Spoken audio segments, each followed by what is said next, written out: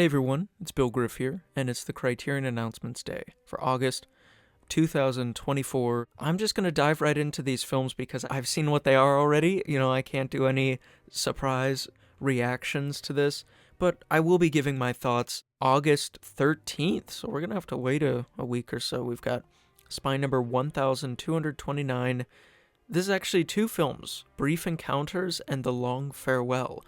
Two films by Kira Muratova. What interests me the most about these films is that not only are they from a female filmmaker we've never had before, but also Soviet era. The Brief Encounters is from 1967, while The Long Farewell is 1971. Nobody made films like Kira Muratova.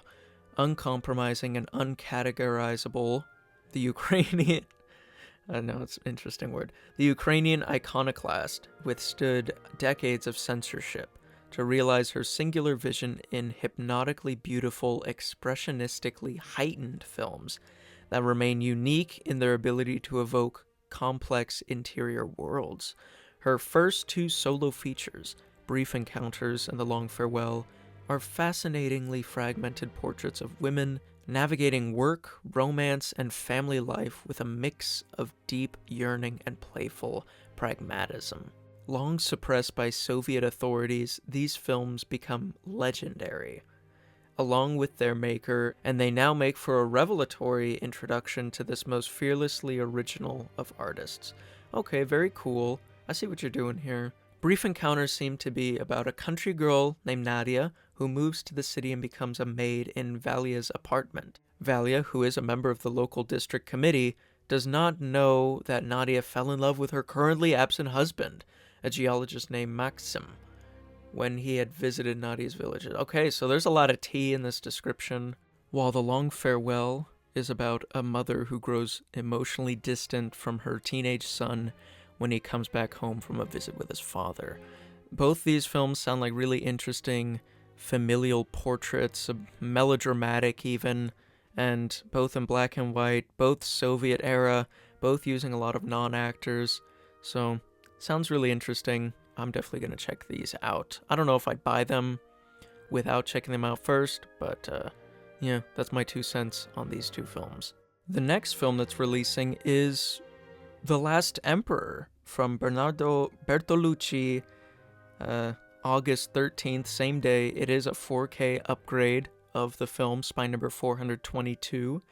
I actually have not seen a Bernardo Bertolucci film yet, but I've heard lots of great things about The Last Emperor. I know it won 9 Academy Awards, which is what the Criterion description is saying, so I'm just going to read that real quick.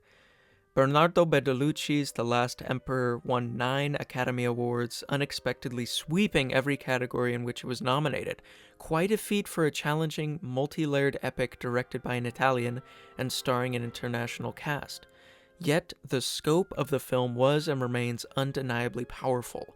The life of Emperor Puyi, who took the throne in 1908 at age 3 before witnessing decades of cultural and political upheaval within and without the walls of the Forbidden City, recreating Qing Dynasty China with astonishing detail and unparalleled craftsmanship by cinematographer Vittorio Storaro and production designer Ferdinando Scarfiotti. Okay, these names are crazy. The Last Emperor is also an intimate character study of one man reconciling personal responsibility and political legacy. Whew, okay, well that's really interesting. I read somewhere, and actually I'm seeing it in the description, that the film's digital restoration, the 4K upgrade, is presented in the film's original aspect ratio. There's also a 218-minute television version of the film. I'm not sure if that's in the Blu-ray or not. I'm sure I could look it up, but it seems 4K is also going to be in Dolby Vision HDR, Bless, 2 Blu-rays, including the film and the special features, which I've mentioned, quite a few documentaries and an audio commentary. This film is just like, it's a lot, including an interview with the composer David Byrne. What? David Byrne did the soundtrack to this movie? That's awesome. Okay. So yeah, The Last Emperor. I know Josie from Twin Peaks is in this film. That also intrigues me. Looks like it's got Peter O'Toole also. Wow. A pretty good cast. Oh, Ryosuke Sakamoto, R.I.P., the man himself, but he's in the film. It's got a banging cast. Honestly, I should just go ahead and watch this film on the Criterion channel just to make sure I'll want to pick up this 4K upgrade, but so far it sounds like this upgrade is worthy, considering the new aspect ratio, which is how the director intended the film to be presented. The price is a little egregious though, $60 base price and 30% half off, or $30 half off, apologies, but wow. Okay, that's The Last Emperor from Bernardo Bertolucci. Releasing August 20th is Not a Pretty Picture from Martha Coolidge, spine number 1230.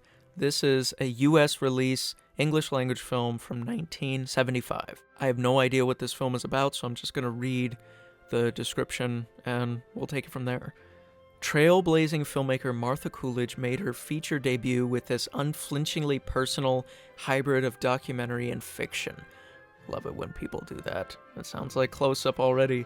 Centered on an intense reenactment of Coolidge's experience of sexual assault in her adolescence, the film casts Michelle Menenti, a real-life survivor, as the director's younger self, and observes the actor and her castmates as they engage in a profound dialogue about what it means to recreate these traumatic memories, and about their attitudes concerning consent and self-blame. Okay, so this is a very heavy film, but it sounds really intriguing to me, the way that the experimental filmmaking about this. They call it meta cinema, which I agree with, that broke new ground with its uncompromising examination of date R-word. I don't know if I can say that on YouTube, but date R-word assault. Not a Pretty Picture brings a stunning immediacy to questions about the on-screen representation of sexual violence and the limits of artistic catharsis.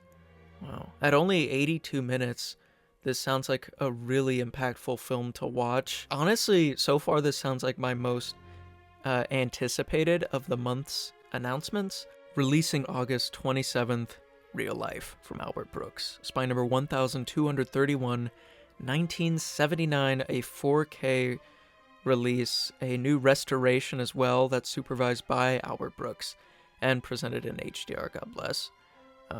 I have not seen this movie, but I'm going to read the description and see what it's about. The cover looks really interesting.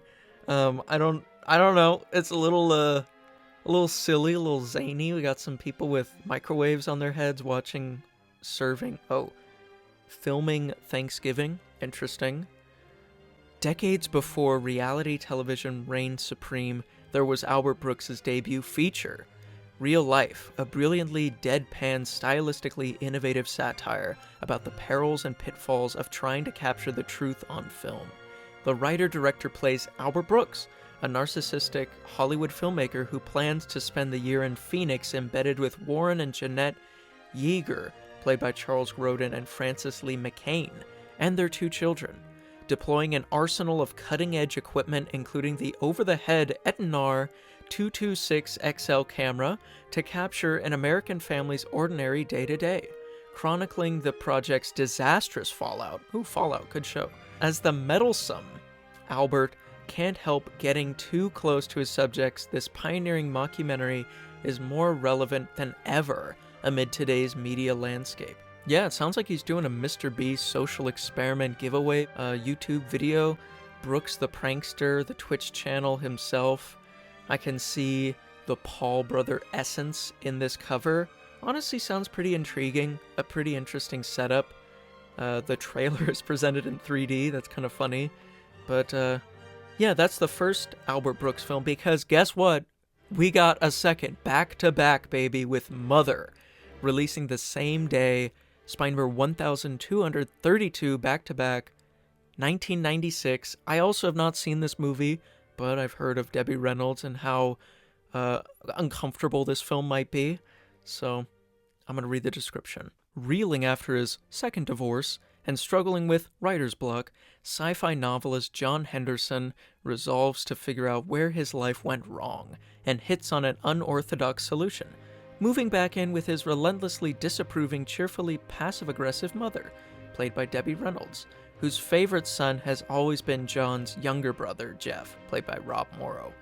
It's an experiment that, however harebrained, delivers surprising results. Brooks' film perfectly blends the writer-director's stars-biting wit with insight and inviting warmth, while giving him a formidable foil in the delightful Reynolds, triumphant in a comeback role that's equal parts caustic and charming. I've heard the film is pretty mixed in terms of ratings. I've not seen it though, so I shouldn't judge, of course. With a 4K upgrade too, which is nice. But I feel like Criterion messed up. They're supposed to release Bong Joon-ho's Mother before. I feel like that's a much more impactful film about mothers that's titled Mother, but alas, I guess they have a deal with Albert Brooks, an obligation contractual. I have seen an Albert Brooks film, mind you. It's not like I'm a hater or anything. I have seen Defending Your Life, and I actually really enjoyed that film. It stars Meryl Streep, and they go to heaven. I really enjoyed that film. I gotta say, it was very inventive in how it depicts the afterlife. And from what it sounds like, Albert Brooks really does like to explore these really complex setups and try to make it as comedic and absurd as possible. Real Life sounds more interesting than Mother to me, so of either films, I probably will check out Real Life. I don't know if I'll check out Mother, unless someone in the comments can prove me otherwise. Aside from Not a Pretty Picture, this month isn't too explosive as July's announcements were, where every single film was a banger that I want to pick up, which is good. I guess it gives my wallet a bit of a break for August.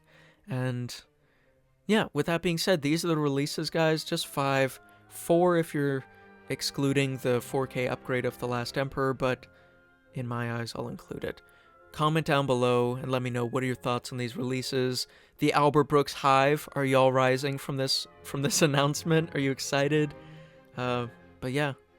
Anyways, if you like this video and you want to see more from me, click the like and the sub. And as always, have a good day. Watch a good film. It's been Bill, guys. See you later.